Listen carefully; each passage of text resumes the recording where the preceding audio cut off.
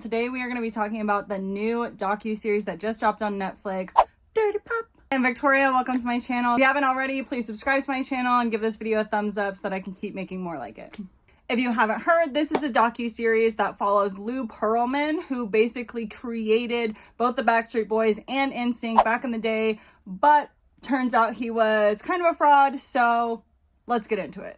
So first I want to talk about who actually is involved in it. Because when you say NSYNC, like the first thing that I think of is Justin Timberlake. Obviously, I think a lot of our minds go there.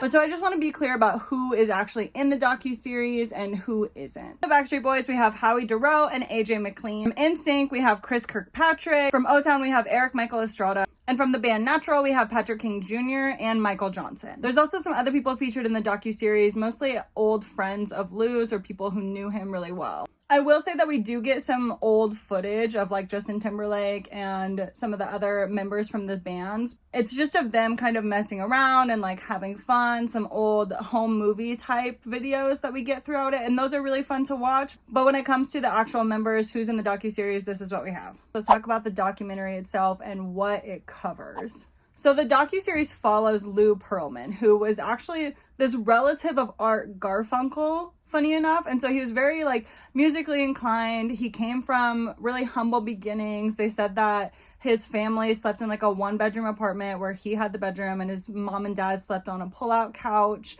He was born and raised in New York City. And there were quite a few people in the documentary who said that, especially when they knew him when he was younger and everything, they were like, he was the best friend that you could have. He was a really good person. Like, he was just great to be around. Everybody loved him. Everybody admired him. But they also said like he wasn't without his faults. And one of the things that was brought up kind of early on was that Lou was basically a master forger. So one of his friends in the docuseries says that when they were like 14, Lou forged his driver's license for him, or his driver's permit.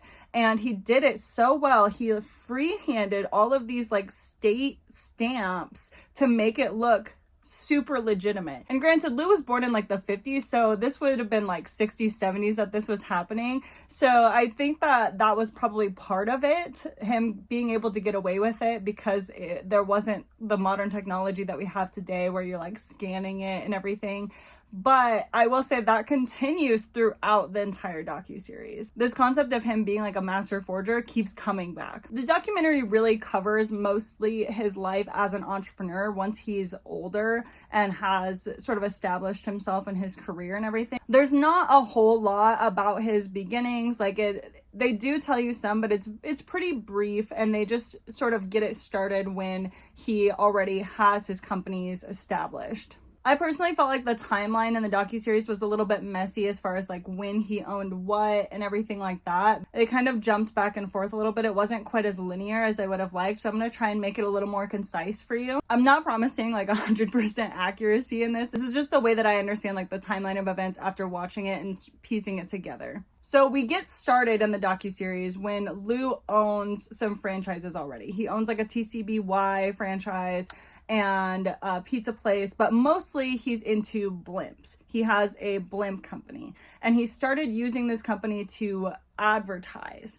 And it's actually a pretty big company. I mean, he had deals with McDonald's and with like Jordache jeans. It's unclear if he owns the airline company that he owns at the same time that he owns the blimp company, but I think there's some overlap because the docuseries starts with him saying that the airline company is what inspired him to create a boy band, because he supposedly had this airline company that he owned like 50 jets that he would rent out to all of these celebrities and rock stars and stuff. We find out later that that was never the case. But while he's claiming to have this airline company that inspires this shift into boy bands, he does have these blimps. And we know that it's an established company. And he seems to be doing well with them for a while. But one of the blimps actually crashes on its way to an advertising event. It's on its way to like this Jordache jeans modeling shoot to advertise in the air for Jordache, and it crashes. And then shortly after that, the other blimps that he owns for the company also crash. And there's some serious speculation that this was so that he could collect the insurance money for the blimps. And that insurance money is essentially what he uses to get started into boy bands, to make that shift. So it all starts with the Backstreet Boys. The Backstreet Boys are formed in 1993.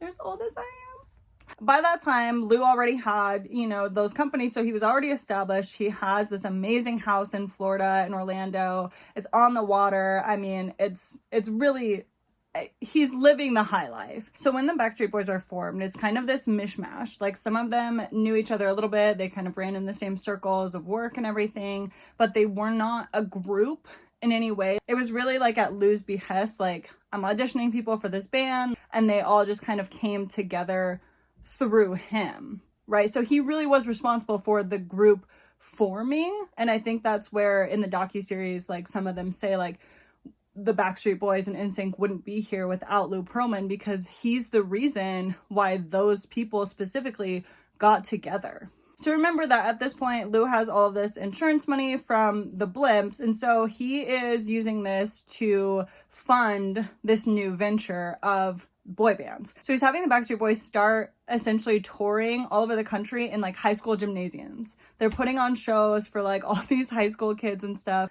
And they finally get something on the radio, but it is only on the charts in the US for like a couple weeks, and then it drops off, and then it jumps to like #1 in the charts in Germany. And so he takes them over to Germany and starts like letting them tour around there. And during this time, I think it's really important to note that they were being treated like stars already. Right? Like, that is one of the things that they bring up throughout the docuseries. Like, they say, like, Lou spoiled the boys because they were allowed to stay at his mansion on the water, like, had unlimited access to it. He would get them, like, private flights. They had their own tour bus. They had bodyguards. And they weren't really aware that people in other bands were in their van eating Taco Bell after like a $50 gig, They didn't really have that struggle at the beginning because Lou was funding everything. Granted, it's like off of stolen money, but he's still like treating them like stars. And I think that really made a difference for some of these people, because some of the guys in these bands did not come from wealth. They didn't come from like this great life before that. And so I think them being treated like that from the beginning really allowed them to actually like open up and accept the success that they eventually were gonna get. So aside from all of the bullshit, I will say Lou set them up for stardom from the beginning, just from the way that they were treated. And he is funding this from money from like that blimp insurance and also his various other schemes that he has going on. But he is like financing everything for them to be as famous as they can be. And he's spending hundreds of thousands of dollars, if not more, over the course of this whole venture. Most of it isn't his money, but I mean, he's still financing it. But so the Backstreet Boys are together. They are killing it overseas, right? In Germany, they're like top of the charts. They're doing really well over there in Europe, but they're not really gaining a lot of popularity in the US. But while they're getting this rise to fame, Lou says in the documentary, somebody quotes him as saying, if we made Coca-Cola, then somebody else is going to come along and make Pepsi. We may as well make it first. So the Backstreet Boys is formed in 1993. And then in 1995, Lou forms NSYNC. And this is sort of a hush-hush project because he is essentially forming Backstreet Boys' competitor. And yet again, it's all of these guys coming together at Lou's behest. It's not like a group that's auditioning for him that's like, oh, hey, we want you to manage us. No, he's forming these brick by brick. He's making them. And so NSYNC comes together, and again, they're getting that star treatment too. It's a little bit hush-hush for them at the beginning, but once they come out, they gain popularity pretty quickly.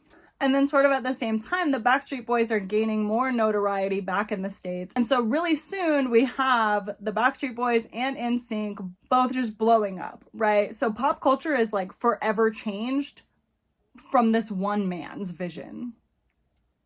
Girls are going crazy for them. Everything's going well. And then in 1998, 3 years after they first were formed in 1995, NSYNC is supposed to be given this check for $10,000. It's like their first payment, right?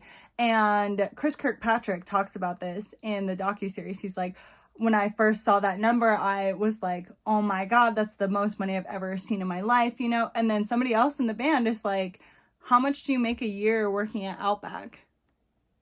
And that's so true. You know, it's not much money. And especially 3 years into this, that's insane. That's an insanely low amount for them to be receiving after all the work that they've put in. So in 1998, the Backstreet Boys sue Lou Pearlman. And they're claiming that from when they were first formed in 1993 to then, they had only seen about $300,000, whereas Lou Pearlman had made $10 million.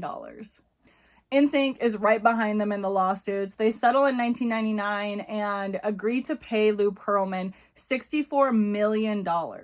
16 of that $64 million was supposed to go to Lou Pearlman's lawyer for getting him that money, but of course, he never paid him. They sort of imply in the docuseries that Lou wasn't making much money off of the bands after they got signed to BMG, but that instead he was using the bands as part of his front for more investors for these Ponzi schemes that he had, right?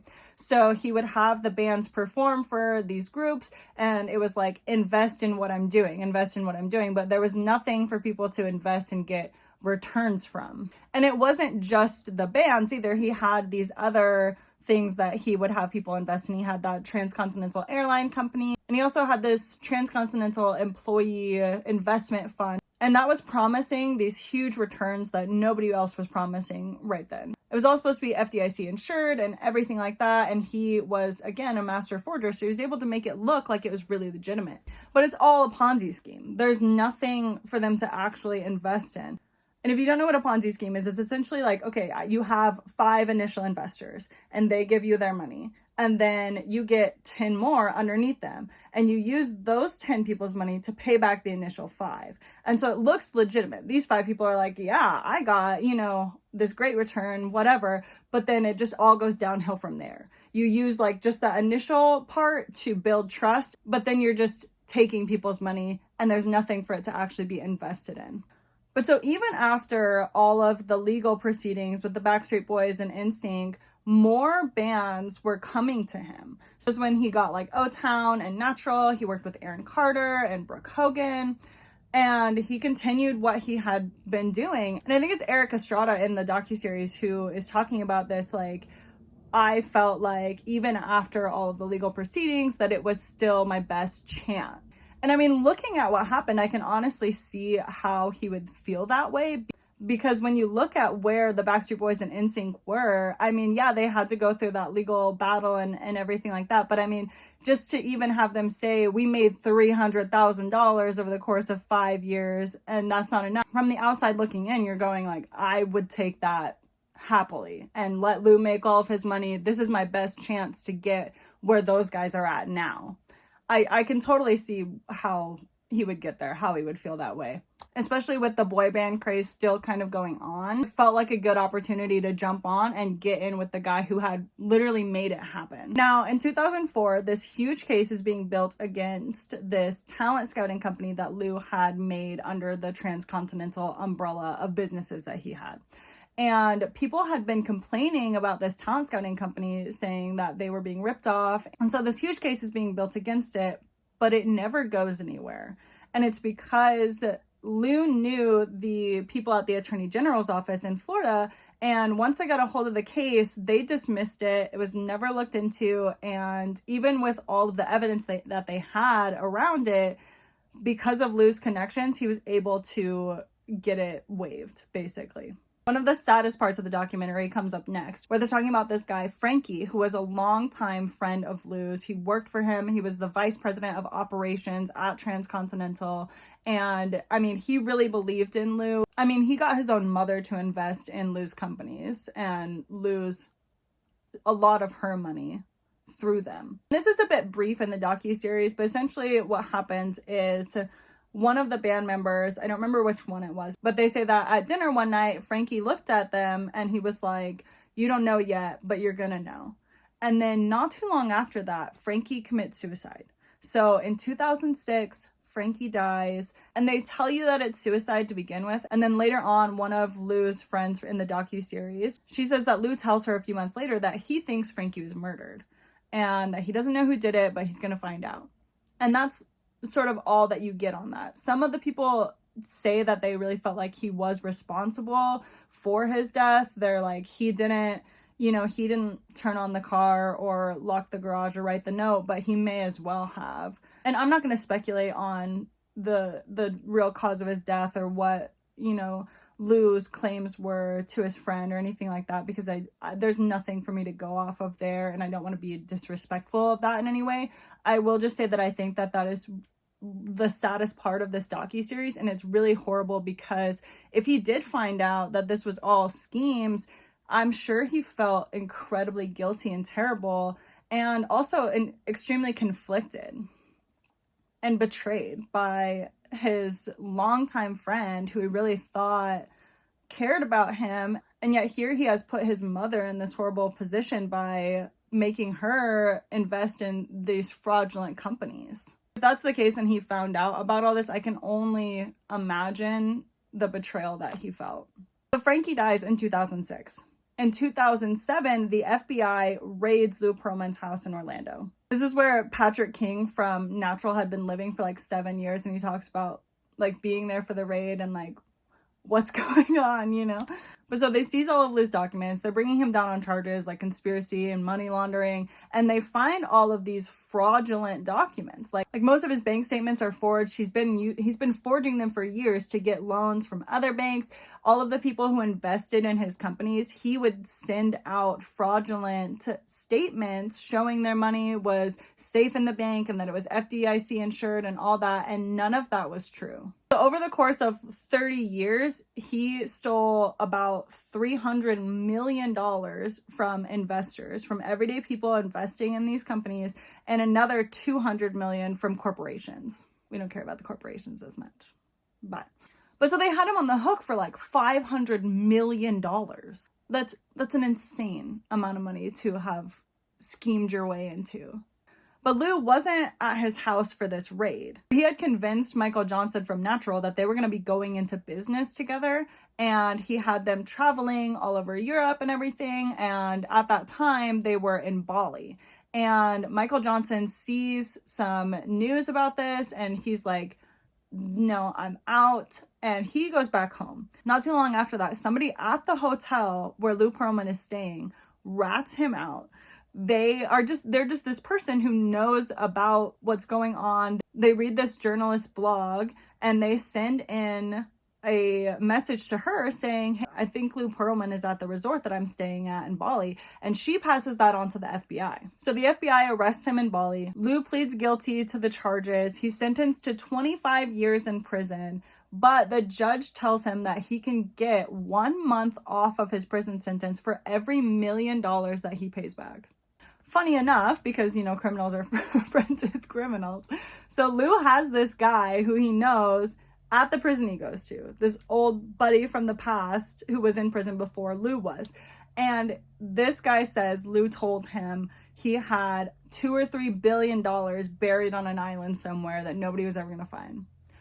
But if that's the case, why would you not just pay the money back and get out of jail, right?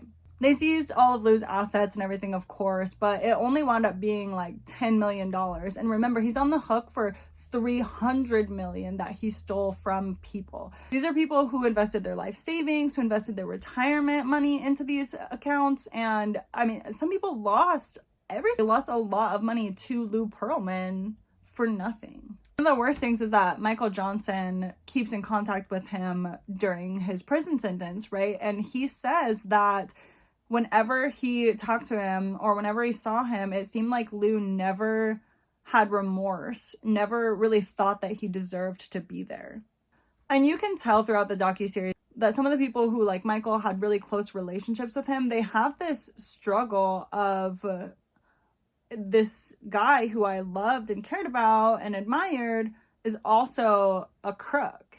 you know, there's this confliction there where maybe a little bit of denial, but more betrayal, but they seem to still care for him. But I imagine it's really hard to come to terms with the fact that this person you care about is also someone who stole hundreds of millions of dollars from people. One of my favorite parts in the docuseries was the lawyer that got ripped off for the Backstreet Boys and NSYNC settlement. He was entitled to like $16 million, remember, and Lou never paid him. So he goes to Lou's hearing, to his sentencing, and Lou turns around and looks at him, and he said, he just leaned forward and he was like, "You should have paid me, asshole."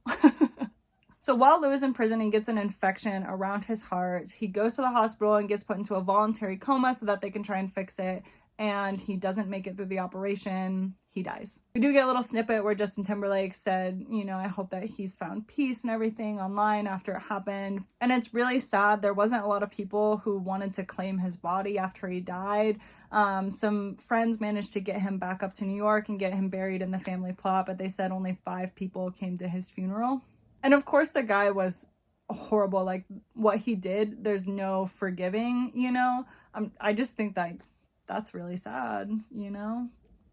That's really sad. That's really telling about your life that only 5 people came to your funeral. Some of the people in the docuseries, some of the older friends, still kind of say that he was a good person and, you know, you wouldn't have found a better friend. But I think the main consensus was that even if he seemed like a good person, none of what he did showed that, and it doesn't make up for them literally ruining people's lives and stealing from them.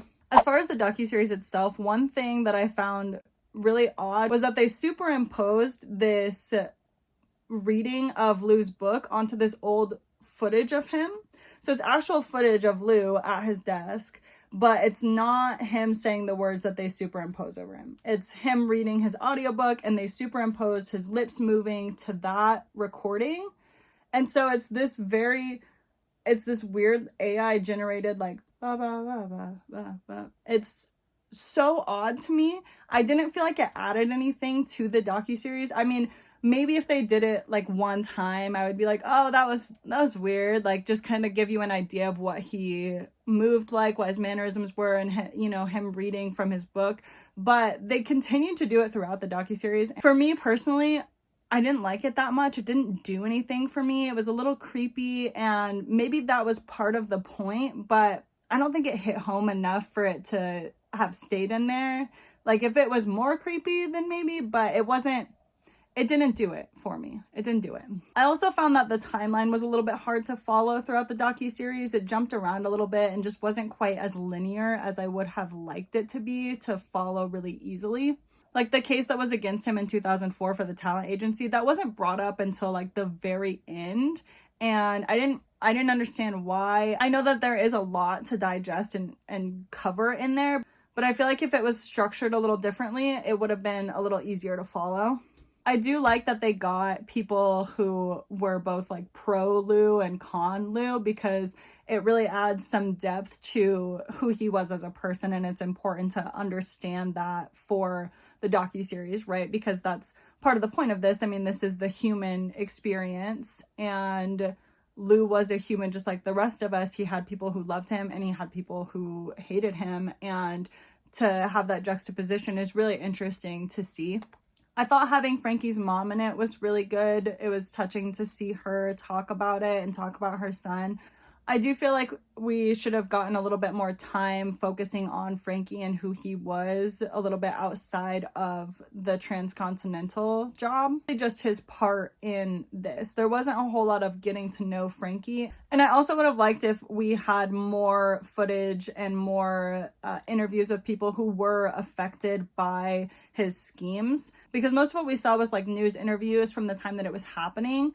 And we didn't really get a lot of follow-up. I would have liked to have seen where some of those people are now. And maybe they did try to do that and people weren't responding to it or didn't want to be in the docuseries. And if that's the case, that's a shame, because I really would have liked to see that in there to get some more follow-up on how this has affected people in the long run. I will say I watch a lot of docuseries, a lot of documentaries, and I do think that Netflix always does a really good job. This one is very informational. It's something where if I watched it, I would go to a party and talk about it with somebody. It's not really riveting in any way. There's like no suspense to it or anything like that. It's just very informative, and I do think it's worth the watch. It is very interesting, but if you're expecting it to be like mind-blowing, you'll probably be a little disappointed. All right, guys, thanks so much for watching. I have a few more Netflix documentaries lined up that I'm going to be doing over the next few weeks. I'm also going to watch the new Deadpool and Wolverine movie this weekend, and I'm going to be doing a video about that for next week. Let me know if you have any suggestions in the comments. Like, subscribe, and thanks so much for watching. I'll see you in the next one.